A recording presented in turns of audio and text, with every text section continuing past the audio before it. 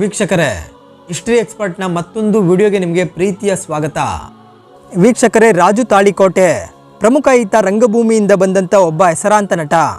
ಹಾಗೆ ನಮ್ಮೆಲ್ಲರಿಗೂ ಒಂದಷ್ಟು ಸಿನಿಮಾಗಳ ಮೂಲಕ ಪರಿಚಯವಾಗಿರುವಂಥ ಕಲಾವಿದ.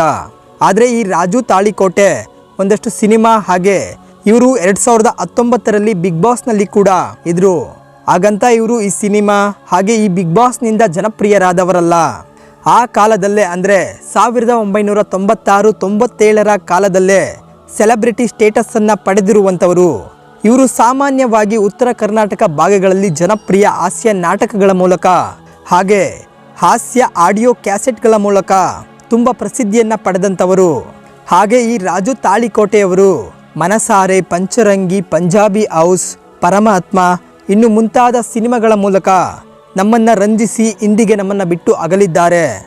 ಇವರ ಈ ಅಗಲಿಕೆಯನ್ನು ಸ್ಮರಿಸುತ್ತಾ ಈ ರಾಜು ತಾಳಿಕೋಟೆಯವರ ಆರಂಭಿಕ ಕಡು ಬಡತನದ ಜೀವನ, ತನ್ನ 7ನೇ ವಯಸ್ಸಿಗೆ ತಂದೆ ತಾಯಿಯರ ಅಗಲಿಕೆ, ಇದಾದ ಮೇಲೆ ಇವರು ಪಡೆದುಕೊಂಡ ಸೆಲೆಬ್ರಿಟಿ ಸ್ಟೇಟಸ್, ಹಾಗೆ ಇವರು ಅಭಿನಯಿಸಿದ ಚಲನಚಿತ್ರಗಳು, ಇವರ ವೈಯಕ್ತಿಕ ಜೀವನ ಹಾಗೆ ಎಲ್ಲವನ್ನ ಈ ವಿಡಿಯೋದಲ್ಲಿ ಹೇಳ್ತಾ ಹೋಗ್ತೀವಿ. ಅದಕ್ಕೂ ಮುಂಚೆ ನೀವು ನಮ್ಮ ಚಾನಲ್ಗೆ ಸಬ್ಸ್ಕ್ರೈಬ್ ಆಗದೇ ಇದ್ದರೆ ಈ ಕೂಡಲೇ ಸಬ್ಸ್ಕ್ರೈಬ್ ಮಾಡಿ ಹೊಸ ವಿಡಿಯೋಗಳ ನೋಟಿಫಿಕೇಷನ್ಗಾಗಿ ಬೆಲ್ ಐಕನ್ನ ಆಲ್ಗೆ ಸೆಟ್ ಮಾಡೋದನ್ನು ಮರಿಬೇಡಿ. ವೀಕ್ಷಕರೇ, ರಾಜು ತಾಳಿಕೋಟೆ ಇವರ ಪೂರ್ಣ ಹೆಸರು ಬಂದು ರಾಜೇಶ್ ಸಾಬ್ ಮಕ್ತುಮ್ ಸಾಬ್ ಎಂಕಚ್ಚಿ. ಇವರ ತಂದೆ ತಾಯಿಗಳು ಒಂದು ಸ್ವಂತ ನಾಟಕ ಕಂಪನಿಯೊಂದನ್ನು ನಡೆಸ್ತಾ ಇದ್ದಂಥವರು. ಯಾಕೆಂದರೆ ಅದು ಉತ್ತರ ಕರ್ನಾಟಕ ಭಾಗ ಆಗಿರೋದ್ರಿಂದ ಅಲ್ಲಿ ನಾಟಕಗಳು ಅಂದರೆ ವಿಪರೀತ ಪ್ರಸಿದ್ಧಿ. ತುಂಬ ಜನ ನಾಟಕಗಳನ್ನು ಮುಗಿಬಿದ್ದು ನೋಡ್ತಾ ಇದ್ರು. ಸಿನಿಮಾಗಳಿಗಿಂತ ನಾಟಕಗಳನ್ನು ಮುಗಿಬಿದ್ದು ನೋಡ್ತಾ ಇದ್ರು. ಅದೇ ಕಾರಣಕ್ಕೆ ಅದೇ ಉತ್ತರ ಕರ್ನಾಟಕ ಭಾಗದಲ್ಲಿ ಇವರ ತಂದೆ ತಾಯಿಗಳು ಕೂಡ ನಾಟಕಗಳನ್ನು ನಡೆಸ್ತಾ ಇದ್ರು.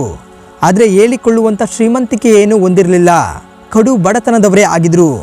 ಈ ರಾಜು ತಾಳಿಕೋಟೆಯವರು ಈಗಿನ ವಿಜಯಪುರ ಜಿಲ್ಲೆಯ ಮುದ್ದೇಬಿಹಾಳ ತಾಲೂಕಿನ ತಾಳಿಕೋಟೆ ಗ್ರಾಮದಲ್ಲಿ ಜನಿಸಿದ್ದವರು. ಹಾಗೆ ಇವರು ಅತ್ಯಂತ ಚಿಕ್ಕ ವಯಸ್ಸಿನಲ್ಲೇ ತಮ್ಮನ್ನು ತಾವು ರಂಗಭೂಮಿಗೆ ತೊಡಗಿಸಿಕೊಂಡಿರ್ತಾರೆ. ಏಕೆಂದರೆ ಈ ರಾಜು ತಾಳಿಕೋಟೆಯವರು ಸುಮಾರು 7ರಿಂದ 8ರ ವಯಸ್ಸಿರಬೇಕು, ಅಷ್ಟರಲ್ಲೇ ತಮ್ಮ ತಂದೆ ತಾಯಿಗಳನ್ನು ಕಳೆದುಕೊಂಡಿರ್ತಾರೆ. ಇದಾದ ನಂತರ ಕುಟುಂಬದ ಹೊರೆ ಇವರ ಮೇಲೆ ಬಿದ್ದು ಇವರ ತಂದೆ ಸ್ಥಾಪಿಸಿದ ರಂಗಭೂಮಿ ತಂಡವನ್ನು ಸೇರಿ ಇವರು ಕೂಡ ಅವರ ಕುಟುಂಬ ಆ ಪ್ರದೇಶದಾದ್ಯಂತ ನಾಟಕಗಳನ್ನು ಪ್ರದರ್ಶನ ಮಾಡ್ತಿದ್ದ ಜಾಗಗಳಲ್ಲೇ ಇವರು ಕೂಡ ಪ್ರದರ್ಶನ ಮಾಡಬೇಕಾಗಿ ಬರುತ್ತೆ.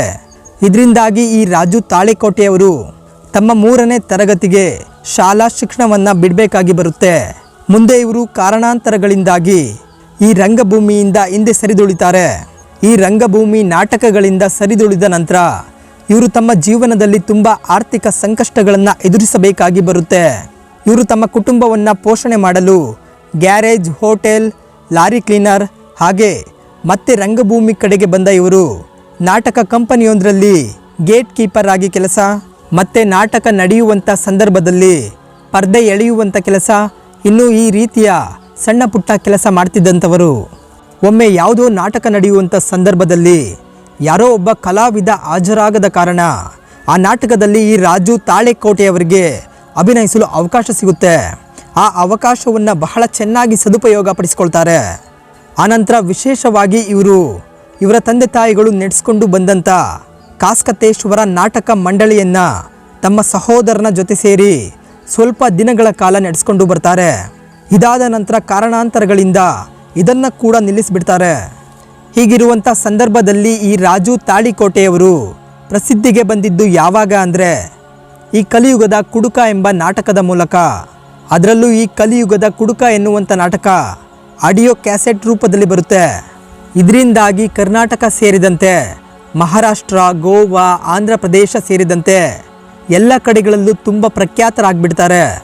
ಹಾಗೆ ಇವರು ಪ್ರಮುಖವಾಗಿ ನಟಿಸಿರುವಂಥ ನಾಟಕೀಯ ಹಾಸ್ಯ ಕ್ಯಾಸೆಟ್ಗಳೆಂದರೆ ಈ ಹಿಂದೆ ಹೇಳಿದಂತೆ ಕಲಿಯುಗದ ಕುಡುಕ, ಕುಡುಕರ ಸಾಮ್ರಾಜ್ಯ, ಲತ್ತೆ ಗುಣಿಲಕ್ಕವ್ವ ಈ ಹಾಸ್ಯ ಕ್ಯಾಸೆಟ್ಗಳು ಇವರನ್ನು ಜನಪ್ರಿಯರನ್ನಾಗಿ ಮಾಡ್ತವೆ.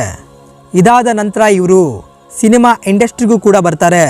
ಪಂಜಾಬಿ ಹೌಸ್, ಮನಸಾರೆ, ಪಂಚರಂಗಿ, ಲಿಫ್ಟ್ ಕೊಡ್ಲಾ, ಪರಮಾತ್ಮ, ಅಪ್ಪು ಅಂಡ್ ಪಪ್ಪು, ಲೈಫು ಇಷ್ಟೇನೆ, ರಾಜಧಾನಿ, ಅಲೆಮಾರಿ, ಮೈನಾ, ಟೋಪಿವಾಲಾ, ಶ್ರೀಮಂತ, ಅದ್ದೂರಿ ಹೀಗೆ ಸಾಕಷ್ಟು ಸಿನಿಮಾಗಳಲ್ಲಿ ಇವರು ಅಭಿನಯ ಮಾಡ್ತಾರೆ.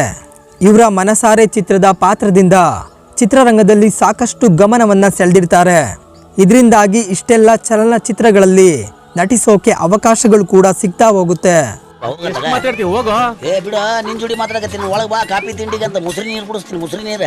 ಹೀಗೆ ರಾಜು ತಾಳಿಕೋಟೆಯವರು ಒಂದು ಕಾಲದಲ್ಲಿ ನಾಟಕಗಳ ಮೂಲಕ ಪ್ರಸಿದ್ಧಿಯನ್ನು ಪಡೆದ್ರೆ ಅದಾದ ಮೂಲಕ ಸಿನಿಮಾ ಹಾಗೆ ಬಿಗ್ ಬಾಸ್ನ ಸ್ಪರ್ಧಿಯಾಗೂ ಪ್ರಸಿದ್ಧಿಯನ್ನು ಪಡಿತಾರೆ.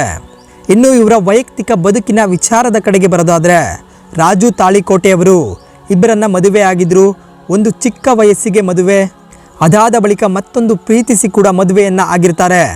ಇನ್ನು ಮುಂದುವರೆದು ಇವರಿಗೆ ಒಟ್ಟಾರೆಯಾಗಿ 5 ಜನ ಮಕ್ಕಳಿದ್ದಾರೆ. ಹಾಗೆ ಇವರು ತಮ್ಮ ಕುಟುಂಬದೊಂದಿಗೆ ಅವರ ಸ್ಥಳೀಯ ಗ್ರಾಮವಾದ ತಾಳಿಕೋಟೆಯಲ್ಲಿ ವಾಸ ಮಾಡ್ತಿದ್ರು. ಹಾಗೆ ತಮ್ಮನ್ನು ತಾವು ಕೃಷಿ ಕ್ಷೇತ್ರದಲ್ಲೂ ತೊಡಗಿಸಿಕೊಂಡಿದ್ದಂಥವರು. ಹೀಗೆ ನಮ್ಮೆಲ್ಲರನ್ನ ತಮ್ಮ ಹಾಸ್ಯ ಪಾತ್ರಗಳಿಂದ ರಂಜಿಸಿದ ರಾಜು ತಾಳಿಕೋಟೆಯವರು ಅಕ್ಟೋಬರ್ 13ರಂದು ಉಡುಪಿಯಲ್ಲಿ ಹೃದಯಾಘಾತದಿಂದ ಮಣಿಪಾಲ್ ಹಾಸ್ಪಿಟಲ್ನಲ್ಲಿ ಚಿಕಿತ್ಸೆ ಫಲಕಾರಿಯಾಗದೆ ತಮ್ಮ 60ನೇ ವಯಸ್ಸಿಗೆ ವಿಧಿವಶರಾಗ್ತಾರೆ. ವೀಕ್ಷಕರೇ, ಇದಿಷ್ಟು ರಾಜು ತಾಳಿಕೋಟೆಯವರ ಜೀವನ ನಡೆದು ಬಂದ ಹಾದಿಯಾಗಿದ್ದು.